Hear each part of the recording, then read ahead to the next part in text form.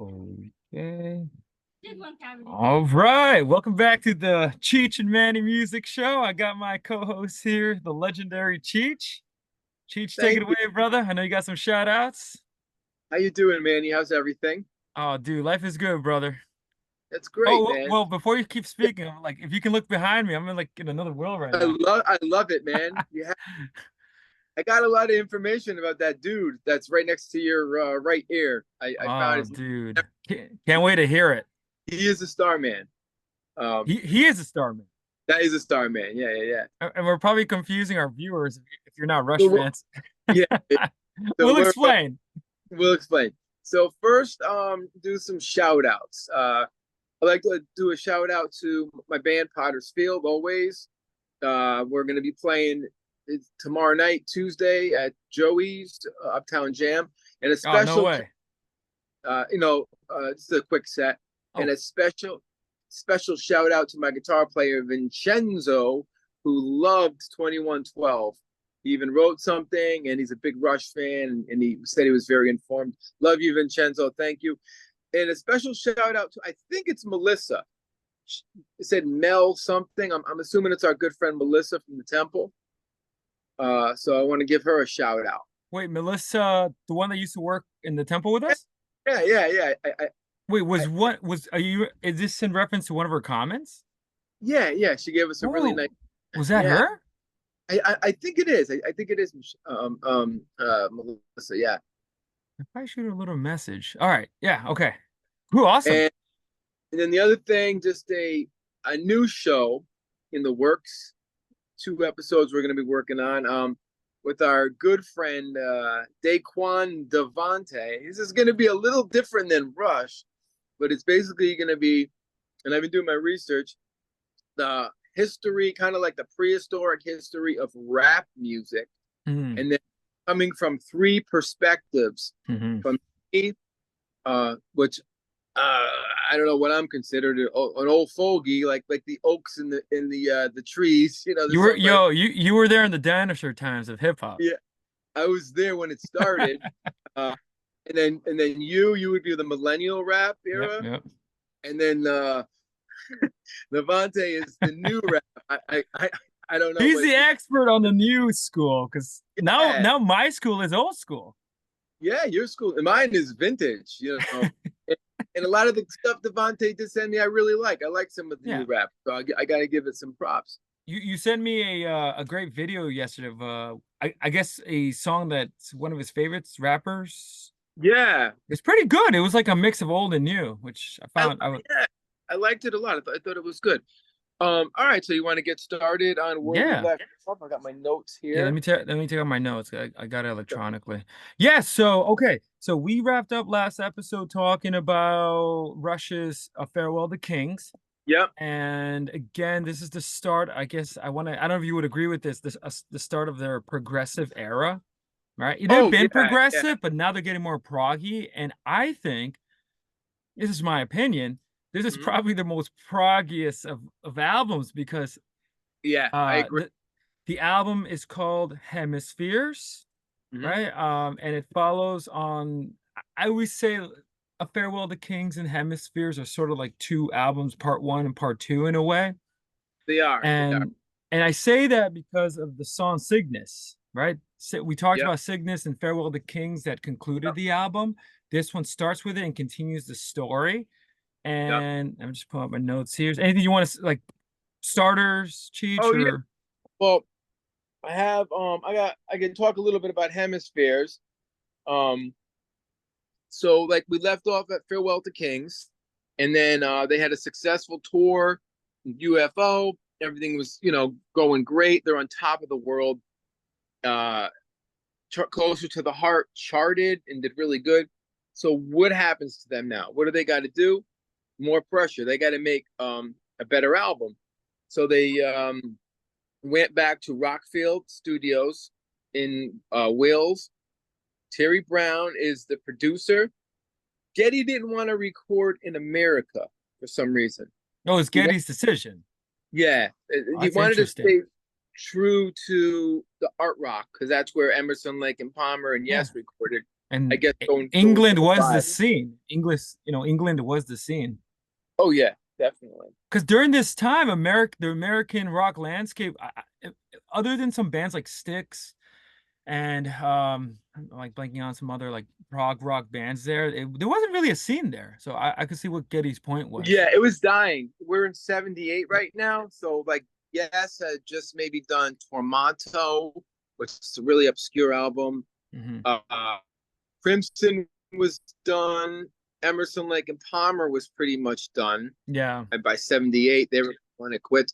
So art rock was kind of dead. And Genesis was, I was I gonna think, say Genesis, Peter Gabriel was effectively out. Phil Collins was yep. starting to he was still releasing some fantastic like proggy Oh yeah, albums, yeah, yeah. like Trick of the He might have done Tail. like Duke or the radio Well, friendly Duke is stuff. 1980s, Cheech. He Oh, begins that's in how that's the. 1980s with Duke. Oh, okay. But during this time he was but you're right. I think they're recording the last of the prog art rock masterpieces with him. Yeah, this might be the last of the real art rock Yep. masterpieces. Because after this, Rush is just still they're still proggy. They're not art rocky. They're not doing. This is the last concept album for Yeah. Rush. Yeah. Yep.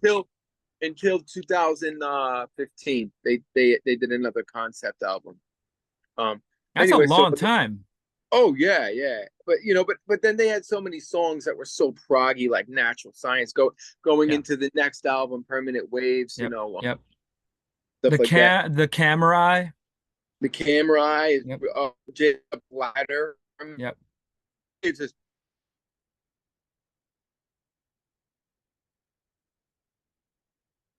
is on that Jacob's Ladder. It's real, odd time signature and stuff. So they're back in Wales because they want to have that English vibe. So they practiced in like an old barn or something for about 3 weeks before going into recording. Mm-hmm. They want to be super tight. So the album Hemispheres basically is, I guess if you brought this album up to Rush, they would say frustration. Mm-hmm. It was a very frustrating album to make. Getty was practicing the singing acoustically. He didn't realize that the keys that they wrote the songs in were very, very high. So when they focused more practicing on the music and less singing over the music. So when he went in the studio to sing, couldn't sing over the songs because the keys that the music was in was way too high, which meant that he had to scream his balls off to get that sound, and you hear it. So I that was gonna say, wait, if I can like chime in, dude, yeah on this album, like he's singing like he was singing in Fly By Night. That kind of yeah like, yep. but it's how should I describe it? It's I'll be honest, it's probably some of his best singing though. Oh yeah, yeah, Because it's yeah. pushing his vocal cords, it sounds like, right, Oh, Cheech? definitely. But it's forcing him, so it's not natural. You know what I mean? If they Oh. lowered the keys a little bit, like it would be easier. You can always change keys and stuff for a singer. A lot of bands do that. And that was because they focused on the music. Yeah, the music That's what was it seems already, like. and they couldn't change it, so Getty had to be forced to sing high, which was a Oh problem. wow. Caused a lot of frustration for him. And the music was all done in sections, so they recorded it, not all the way through. And then finally, when it was all done and recorded, the mixing, Terry Brown could not get right. He was aggravated. He was like, "I'm not getting this right." The band was aggravated. They said, "Let's take a break," because they were in Wales for like 3 months, banging this album out, missing their families. And then they decided not to go back to that studio to mix it. They went to London to mix it in Trident Studios, which is in Soho, and they got it right. They got it perfect. And then Hemispheres was done and came out. And Hemispheres came out in 1978. And the sad thing is, it didn't go platinum to 15 years later. It went Interesting. platinum the week it came out. And just a quick little thing about the instrumentation. Getty is still using Mini Moog, and he brings in a new synth, the I'm gonna say it wrong, Oberheim synth, which you can hear on the song Circumstances, and he's using his Moog pedals. Neil brings in more orchestra stuff. He brings in gongs and timpanis to Wow. give it real art rock sound. Cowbells, wind chimes, that like kind of sound. Alex does something very interesting. He brings in a Roland guitar synthesizer. Now, for those of you who don't know what that is, it was a real, I mean, they used it in the 70s, but I've seen guys in the 80s use it like crazy. My old bass teacher, his band, the guitar player, had a Roland synth, and it was like a fusion thing, and it was really cool. Wait, did Really, he use it heavily on La Via Strangiato? yes, I think he used it Was on it that a that lot, but I weird never kind of like guitar sounds I hear in that song? exactly. Uh-huh. And I never seen him use it live because it's an odd Mm. looking thing. It almost looks like it has a bar across it. It's very strange Is looking. it expensive? Maybe he didn't want to, Yeah, but back then, yeah, and it as was me. brand new, and he probably got it new. I'm pretty sure Maiden actually used it on. I read somewhere in time they used guitar synthesizer, so Mm. got really popular in the '80s. And he used acoustic 6 and 12 string guitars, right? So uh, okay, now this is interesting. The artwork. Hmm. Okay, the artwork is by U Sims used this concept from a surreal artist named Rene Magritte. Mm. And the concept is of a man in a ballet pose, looking at the brain, the left Apollo and the right Dionysus. So he Hmm. took that concept from this particular artist. Now, our star man is a guy by the name of Bobby King. So they used him. He's a real model. I think he was I don't know if he was into ballet or whatever, but they used him as a nude model, and he was our star man, the same guy. So I found And that to be he's quite right interesting. behind me. He, he's right behind you. He's right behind His me ass dancing is right away. behind you, He's man. dancing away right behind me as we speak. On the right brain, I think. So where else? So okay. Fantastic album cover. Oh yeah, it Very is. emblematic of the time. And he yep. So let me go on.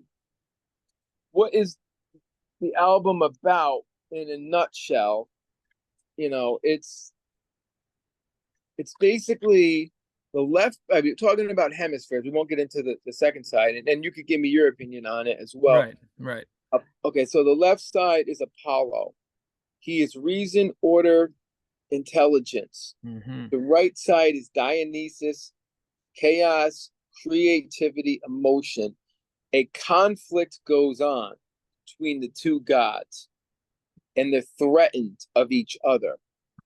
And the song ends with balance between the two.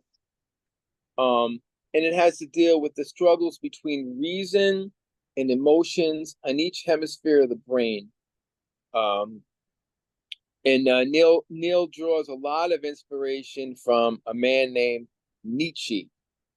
Themes of balance, harmony, and opposites, basically. So, any thoughts on that? Yeah, well, wait, is it confirmed that Neil Peart was influenced by Friedrich Nietzsche? Yes. It is. So he was actually reading Yeah, his books. Okay. the birth of tragedy. Wow. Okay. I Yeah. remember you mentioned that If like before anybody, recording. yeah, that's what I got from my sources on that. And this is interesting. I took it as Dionysus is the music and Apollo is the words. Yeah. The classical versus Yeah. Yeah. romantic. Well, I was gonna say because like from a psychological point of view, left brain associated with this is science tip. This is science here. It's always associated more with like logic, linear thinking, mathematics, reason, more your rational side, while the right side is more imagination, Mhm. arts, rhythm, intuition, daydreaming. So like you exactly. said, without going too heavy into like the philosophy stuff, it's like a yeah, it's like a dance or battle between these two sides of you if inside I guess inside oneself, right?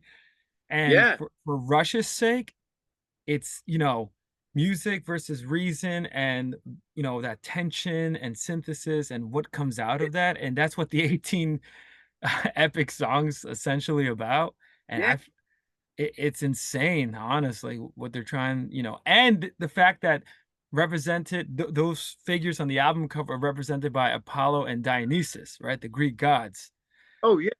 They put that in as a reference from Nietzsche, because like Nietzsche had that idea as He took, well. yeah, he took that He took idea. Yep. from that book that I mentioned earlier. Um, so yeah, like that's pretty much the concept of that. You know, it's about pulling man in the opposite direction towards order and chaos. So there's order and chaos, a debate between classical and romanticism. Now Cygnus, he makes an appearance in it, and he's frightened. And you hear at the very end of Hemispheres, you hear Getty scream like a cry, and Apollo and Dionysus stop fighting, and they dub Cygnus the god of balance. Mm-hmm. Mm-hmm. There's a Kind of lot of very, shit going on in here, dude, it's like very and then it Promethean, ends with the like yeah, Prometheus. oh yeah, yeah, and it ends with the sphere. And you find this interesting. Uh, they quote the lyrics from Jane Austen's Sense and Sensibility book. I don't know if you ever read that. I heard of it. It's, It's on my reading list. Anything by yeah. Jane Austen. So it's basically, they quote that at the end. So it's a musical journey, Hmm. basically the way I look at it, between the right side and the left side of the brain. And Getty explains what Dionysus is. Yep. I am Yep. the god of, in Apollo, what you said, and they're just going to try to have, you know, some kind of reason. They want to work it out, and it's so psychological. It's such a psychological thing, that everyone goes through every day. Think Yeah. about it, Well, there's especially always, in art. yeah, well, I was gonna say in art and especially in, so if you study the history of philosophy, there's always that tension between Yeah. reason and again, Dionysus, like he's representing more like the emotion, the more artful side, the I Oh yeah. guess that dancing I think is a good example of that, right? Like Yeah. dancing Yeah. versus analyzing, so I yeah, it's an epic. and this is gonna sound out there, but you almost think Dionysus is almost the character like of Lucifer from the Bible. Well, dude, actually, pause right there. Honestly, the character Dionysus sounds like Lucifer from John Milton's poem. Like Or yeah, that's what I'm thinking. Like, I maybe was the thinking of that Bible, yeah, too. Right. because not to get into this dark world, but Lucifer was God's Right favorite hand man. girl, Like he was the right.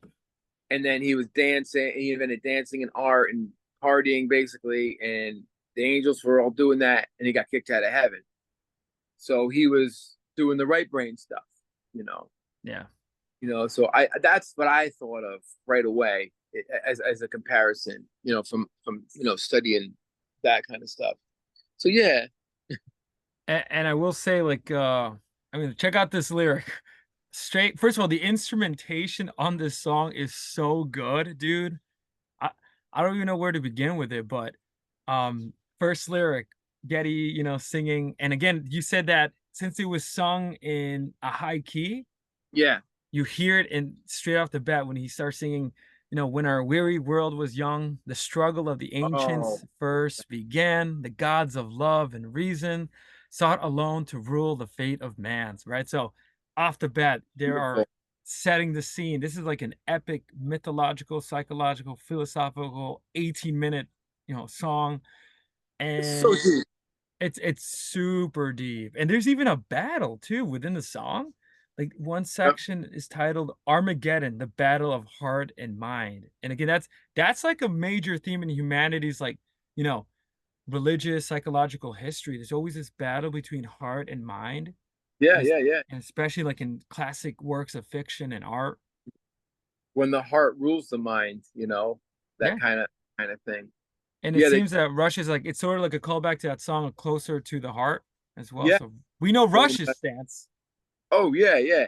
I don't know if there's any metaphors in this for the music industry too much, but I just think it's just a battle like of the mind, like as a human being, like just what's going on Yeah. in your brain, Within oneself. everything. No, And of course there's free will as well. Like our free will is in there, between the well, two brains. well, I feel like that topic is gonna get tackled on in their next album, right? Oh, definitely, With the definitely. famous Yeah, song Free Will. Well, yeah, that's for another episode. yeah. But check out these lyrics. The universe divided as the heart and mind collided, with the people left unguided for so many troubled years in a cloud of doubts and fears. Their world was torn asunder into hollow hemispheres, right? So it's Unbelievable. like it's this battle between in us, but then outside, but then it takes place in this mythic realm. And Exactly.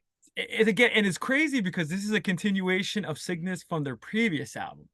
So Exactly. it's like Yeah. it starts out this our character enters this black hole and comes out of this. So And that's he where we're at, which is and crazy. he, and he comes into hemispheres, Yeah. No, which he is like, comes out within oneself. It's like, dude, I don't even know where to start yeah. with this. It's crazy. So through a black hole, you come into yourself. This is almost like Plato's cave, kind Well, of. oh, I was gonna say, um, yeah, because pretty much with Plato's cave, right? He's trying to explain how philosophy works, how it brings you into the light.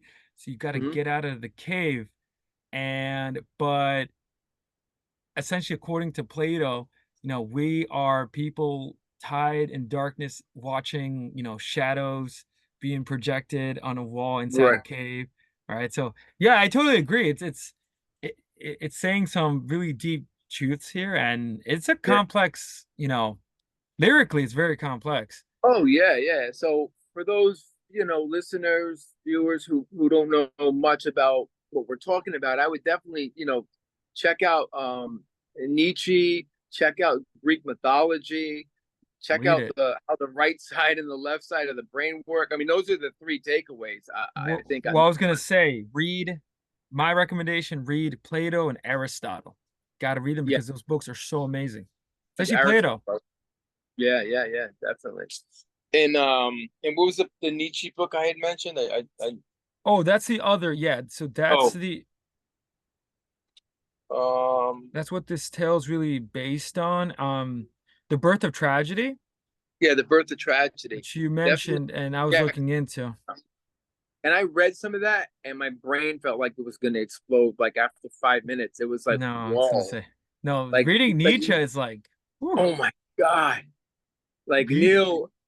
Neil took some from it, but there's no way you could take all that Nietzsche stuff. It's so, and it was written in like 1875 from No, a very depressed man. yeah, Nietzsche was very, he was not a happy living no, life like Lord Byron no, type of guy. He no. was just, and that's why I think his philosophy is so amazing. And this goes way beyond God is dead because Oh no, society killed way him. beyond. No, Yeah. he's reaching into the depths of, yeah, like you said, like if anyone decides to read him, word of warning, it is sort of like swallowing like rocket fuel, dude. Like Oh yeah, yeah, it's gonna expand your mind, and whether if anyone's well read, like it's gonna determine how well you take him. But yeah. yeah, this song just scratched. Like I love what you said. It just scratched the surface of that Oh yeah. famous philosophical book. And here we go again. Like Russia's turning you on into Nietzsche because this Yeah, concept right out of that book. yeah. And it's gonna get you there. Uh, so I mean that's basically the concept. It's pretty heavy. The music is insane. The bass is insane. I The was gonna drums. say, I love the parts when Getty starts singing, and oh, It's based on. I've been binge listening to that song and I love it. It's 18 minutes, but it doesn't feel like 18 minutes. No, but what I love, it'll be vocals for a while and then instrumental Yeah. for a while, and then new kind of like motifs start coming in, new ideas, Yep. and they start singing over it. So definitely side one of Hemispheres. It's so heavy. I mean, we could do 5 shows on it, but just to wrap it up or sum it up. Any other thoughts on it? Yeah, so just one more thing. Um, just the way the song concludes, right? The explorer Cygnus becomes the god of balance, and according to the song, the world is restored with truth and love coexisting, right? So it's like Because telling an Cygnus, epic tale. right? And that's It's because of the Cygnus, cosmic I believe. too. Yeah, yeah, yeah. So So they find peace at the end. everybody, like You know, cosmically within yeah, oneself. And so Rush, what they're saying yeah, is, um, balance between both, and this something that we find like within ourselves, right? A lot of people like to split everything, but yeah, yeah, synthesis, right? You got to bring everything together into one balance, and very representative of what Rush does in their yeah. music, Oh, yeah, where they yeah. bring elements together and provide this beautiful balance of love and truth. Oh, It's, definitely. it's beautiful, beautiful Yeah. song. And what we're seeking in life, really, we all want balance. That's the key. You I know, think every we religious all, tradition kind of has their yeah, own want to perspective, have a right? balanced mind. Unlike someone like the Dalai Lama or whatever, supposedly achieved that. Some people have. We were talking about Alan Watts Yeah, earlier. That's another great philosopher. If you ever want to learn about balance and that kind of thing. yeah, yeah. Well, I don't know how's Mrs. Doubtfire because sometimes stuff flies by what we're doing. No, Mrs. Doubtfire. Nope, not yet. Good. All right, so want to move along Yeah. to side two, or I mean, No, let's go. Let's go side two. If anything, like another episode, we'll analyze more deeply into like Friedrich Nietzsche yeah, and the themes, but yeah, too it's much in, for this episode. yeah, it's too much. I mean, I just want people just to get the the philosophy of Nietzsche out of it, the Greek mythology, Yeah, and some great music. If yeah, anything, read Nietzsche and learn about how the right side and the left side of the brain work, yeah, and learn Greek mythology, Dionysus and Apollo. yeah, yeah. And And this that's is their attempt at explaining the origin from a right. mythological, symbolic perspective. Yeah, and it's genius how Nietzsche did that. How he put Oh, Dionysus and Apollo to your no, brain. he's probably, And it oh makes gosh, sense. It makes so much sense when you think about those two gods. They really are the left and right side of the brain. well, you know what's funny about that? Like when you really think about it, what he was trying to explain in the book, and again, like for all of yours, read Nietzsche. Even if you Yeah. don't understand him, he will make you smart. Oh Like yeah. you read him, he makes you think about this stuff. The book Yeah. is titled "The Birth of Tragedy," right? Right. So according to him, and like you said, he wasn't a very happy dude. No, no. No, He had a he hard thought life, he thought life, human existence is full of tragedy, right? And and he was like fucked over, like so bad by so many different people, just yeah, I like was gonna Edgar. say. Allan, So like he was hard. He was a heartbroken dude. Yeah, I mean there's so many about his own personal history, but um yeah, he uses these Greek gods, right? So already it's sort of like a loaded um topic, right? Apollo and Yeah. Dionysian were part of the Roman Greco canon, right, of myth and Yeah. religion. And he popularized them in this book, The Birth of Tragedy, right? Yep. And it's sort of he calls it this is a quote. I think this is from him. He says it's an attempt at self-criticism. So he's Yep. like he's like looking within himself and making these like um wide assertions of trying to explain, you know, where does tragedy come from? And he argues that the tragedy of ancient Greece was the highest form of art due to both its mixture of Apollonian and Dionysian elements into Damn. one whole. And if anyone's ever read Greek tragedies, highly recommend for viewers that love to read Greek tragedies. because yeah, that's what he's trying to talk about and explain, and yeah, it's really deep stuff. Like I It's heavy. So just check out Side One of Hemispheres and everything we talked about. Please go out and research it. If not, just enjoy it for what it is, and you'll get a little bit of yeah. knowledge. Hear the lyrics. It won't be like, oh, what's Dionysus? What's Apollo? You know. So So Cheech, unfortunately, Mrs. Doubtfire, we have 7.5, or okay, so I guess we'll. Do you want to stop here and like wrap up a little bit? I guess yeah, and then maybe part two we'll talk about the second side of Hemispheres because actually perfect, yeah, because for our viewers that don't understand like vinyls or how albums used to be, this would have been side one, right, Cheech, and then you yeah, would take it out and flip it over, oh exactly, yeah, am yeah, I yeah, okay? And then side two begins. yeah, yeah. Any Um, thoughts that you want to linger on, like in terms of maybe on um, Nietzsche, on these musicality? oh, I just think going back to Neil Peart, like who does this? You know what I mean? Wait, Like who wait, wait, dude, pause right like there. I That's was just talking like my mom was watching a podcast and like she made me laugh. She's like, oh, he wrote the lyrics. I'm like, yeah, he wrote the lyrics, and she's like, wow, they're so like heavy, like and okay, Zeppelin had some great lyrics and other bands, Sabbath, Geezer was a great lyricist and made you think of, coming from a darker side like Mhm. Lovecraft and stuff like that. But not like this. This is like so heavy from Ayn Rand to Nietzsche, Hmm. you know, from you know, all the other stuff that he wrote about. It's just the philosophy. It's basically philosophy. It's like a course in philosophy between Nietzsche and Ayn Rand. It's insane. Well, I was gonna So say from like a teacher perspective, I would use his music to teach. this would Uh, be a great course for it you. it it opens up like the floodgates because I'm listening to Cygnus, and again, the title of the song is Cygnus X-1 Book II Hemispheres, right? That's like the title of the whole song. And first of all, you hear the music, it's how could I even describe it? It's like amazing rock music. It's like it doesn't get better than this, like honestly. And then you analyze the lyrics and you're wondering, wait, who's Apollo? Who's Dionysus? Like, wow, what's Yeah. Cygnus? Right? It gets you into these great um research habits because then you start looking into this kind of stuff Well, and they do a good job explaining. yeah, but they do. So, I don't know exactly the lyrics, but he's like when he's saying like I'm Apollo, I'm the god of da da da da. You know what I mean? He's yeah, yeah. who he is. And when I was a kid, I already had a Greek mythology book, and I got the album, and I just like was like looking up who these people were.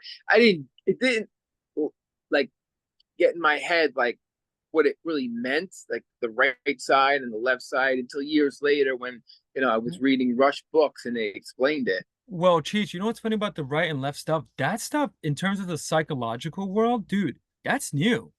That's part of the new cognitive neuroscience revolution, but no one really, there was only theories, and the only ones that kind Yeah, of scratched the surface were the philosophers. right. So, Yeah. So the Greek philosophers were kind of knew about this. well, going back, and then the like philosophers like Nietzsche and some other ones, like they started looking into, Yeah, there must be this sort of two sides to Carl, human Carl nature. Jung, right? Jung would Well, I was gonna definitely. say Carl Jung and Sigmund Freud. Oh, Freud. Yeah. and, Getting and then into. psychologists using technology started doing those famous I think they call fMRI scans of the brain and Mhm. realizing there are two centers here. So Right. yeah, That's so. so from your time when you were this all new stuff, honestly, so Rush were kind of at the Yeah. forefront. Oh, totally, man. It's amazing. I recommend it. Phenomenal album. It's a shame it didn't go platinum until Yeah, 15 years later. why You is know, that? Because of moving pictures? Rush was still the underdog here. They were Oh, that's right. album. You know what, Cheech, that's such a great, I forgot about, they were still underdogs. They were still the underdog. The record industry, the record companies, all right. We established are on their sides, promoting them, they're headlining now. They're not headlining big venues. They're not playing Madison Square Garden yet. They're still doing the same places they did maybe with Farewell to Kings. They might be opening for people still, but I'm sure mainly a lot. I have a poster of Farewell to Kings that I sent to you, but they with all their tour dates on it.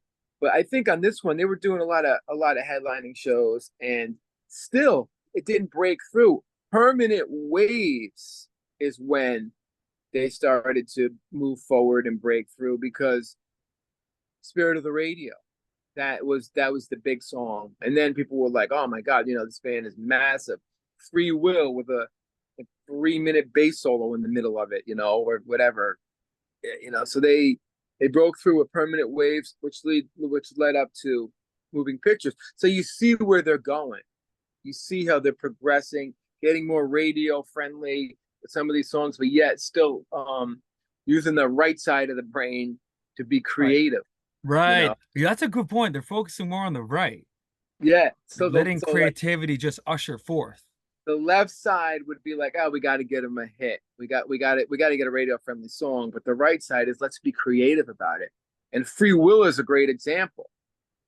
Long, great chorus, but there's like that bass solo, and they're going nuts with the drums. And this is played on the radio. So they're using the right side and the left side of the brain on some of those songs, in this kind of metaphor. I don't know if that makes sense. It's in my thought on that, So no, it makes total sense. And I've kind of find this album as, and again, they're gonna revisit the prog rock, like you said, and they're much later. Yeah. This is sort of like, like a goodbye. This is a farewell to art rock, Yeah. It's not going to be as artistic with brains and naked dudes standing on brains and Farewell to Kings and deeply symbolic as well. Yeah, it's not going to get that deep, even Yes was ending their, Tales of Topographic Oceans, Emerson Lake and Palmer was ending. So this is really the last, I think, some people, if you have any other comments of other bands that came out in 78, please put it in the in the comments of other art rock bands that came out in 78 that were doing something like this. I can't think of any. I'll be honest with you, just from like and again, just some of my favorite bands like Genesis, they were wrapping up too, because Phil Collins will end up releasing A Trick of the Tail, right? Yeah. Actually around the same time, I think, as this album. Could be wrong, so don't quote me on it. And I think there's one more before he will take Genesis into, like, once the 80s happen, they're close to the 80s. I think they were prepping for the 80s. Once, the analog kid died and the digital